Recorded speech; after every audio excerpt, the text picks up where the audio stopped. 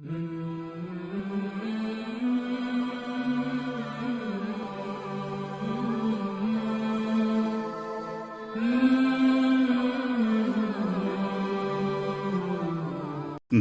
طالب علمی حضرت بابا فرید الدین گنج شکر رحمۃ اللہ علیہ مسجد میں تشریف لے جاتے اور قبلہ رخ ہو کر بیٹھ کر اپنے اسباق یاد کیا کرتے تھے۔ ایک مرتبہ سلطان المشائخ حضرت قطب الدین بختیار کاکی رحمۃ اللہ علیہ مدینۃ الاولیاء ملتان میں جلوہ گر ہوئے اور اسی مسجد میں نماز پڑھنے کے لیے تشریف لائے۔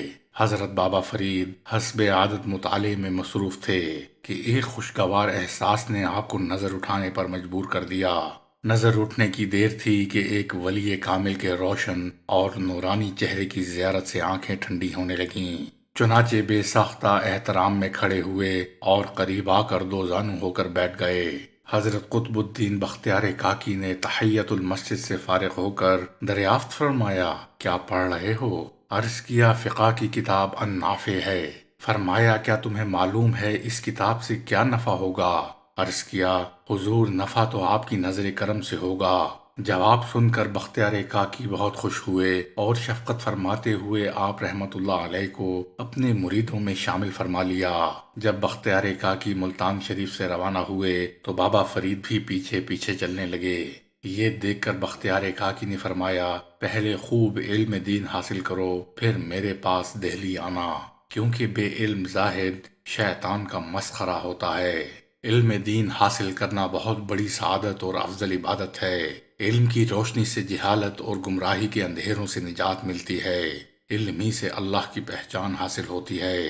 علم کے بغیر عمل کرنے والے کے اعمال اکثر اوقات بجائے درستی اور ثواب کے خراب اور باعث عذاب بن جاتے ہیں۔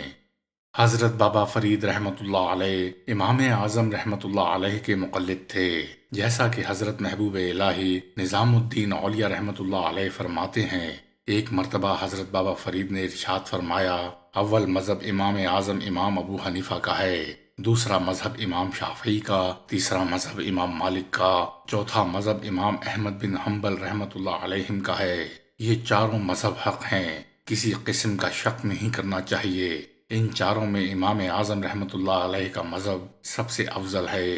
ہم امام اعظم کے مذہب کے پیروکار ہیں، کیونکہ مذہب ثواب اور درستی پر ہے۔ پھر فرمایا، جس طرح مرید کو اپنے پیر کا شجرہ جاننا ضروری ہے، اسی طرح مذہب کا شجرہ جاننا بھی لازم ہے۔ اگر کوئی تم سے پوچھے کہ تم کون سے مذہب کے پیروکار ہو تو کہنا امام اعظم کے مذہب کا۔ وہ مذہب حضرت امام نخعی اور حضرت علقمہ بن قیس کا ہے۔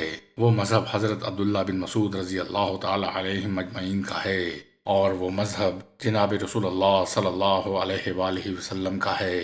حضرت بابا فرید رحمۃ اللہ علیہ نے حصول علم اور تربیت نفس کے لیے جن شہروں کا طویل سفر اختیار کیا، ان میں عروس البلاد بغداد معلی، بخارا، غزنی، بدخشاں، چشت شام، حرمین شریفین، بیت المقدس قندھار دہلی اور مدینۃ الاولیاء ملتان کے نام نمایاں ہیں۔ ایک روایت کے مطابق تحصیل علم کی غرض سے آپ رحمۃ اللہ علیہ کچھ عرصے تک قندھار میں مقیم رہے۔ وہاں سے بغداد شریف، شام، دمشق، سیستان، بلاد ایران، مرکز الاولیاء لاہور اور بخارا وغیرہ کی سیاحت اختیار کی اور مشائخ وقت سے فیض پایا۔ ان میں قابل ذکر مشائخ کرام حضرت شہاب الدین عمر سہروردی، حضرت سعد الدین محمد حموی، حضرت احد الدین حامد کرمانی، حضرت فرید الدین عطار نیشاپوری، حضرت سیف الدین سعید باخرزی، حضرت بہاؤالدین زکریا ملتانی رحمۃ اللہ علیہ مجمعین کے نام شامل ہیں۔ حضرت بابا فرید رحمۃ اللہ علیہ جب بغداد حاضر ہوئے تو 15 دن حضرت سیدنا سلطان شہاب الدین عمر سہروردی رحمۃ اللہ علیہ کی صحبت بابرکت میں رہے، اور اس کا ذکر آپ نے خود فرمایا ہے۔ حضرت شیخ شہاب الدین سہروردی کی زیارت اس دعا گو نے کی اور چند دن ان کی صحبت میں بھی رہا۔ جب بابا فرید حضرت شہاب الدین سہروردی کی بارگاہ سے رخصت ہونے لگے تو آپ رحمۃ اللہ علیہ نے اپنی تصنیف عوارف المعارف کا قلمی نسخہ ادا فرماتے ہوئے یہ ارشاد فرمایا، شیطان تم پر قابو نہ پا سکے گا۔ حضرت سیف الدین سعید بن مطہر باخرزی رحمۃ اللہ علیہ امام و محدث اور بے مثال زاہد گزرے ہیں۔ آپ رحمۃ اللہ علیہ حضرت نجم الدین احمد بن عمر کبرا رحمۃ اللہ علیہ کے مرید تھے۔ حضرت سیدنا امام شمس الدین محمد بن احمد ذہبی رحمۃ اللہ علیہ، آپ رحمۃ اللہ علیہ کی زبان سے ادا ہونے والے کلمات کے بارے میں فرماتے ہیں کہ آپ کے کلمات موتی کی مانند ہوا کرتے تھے۔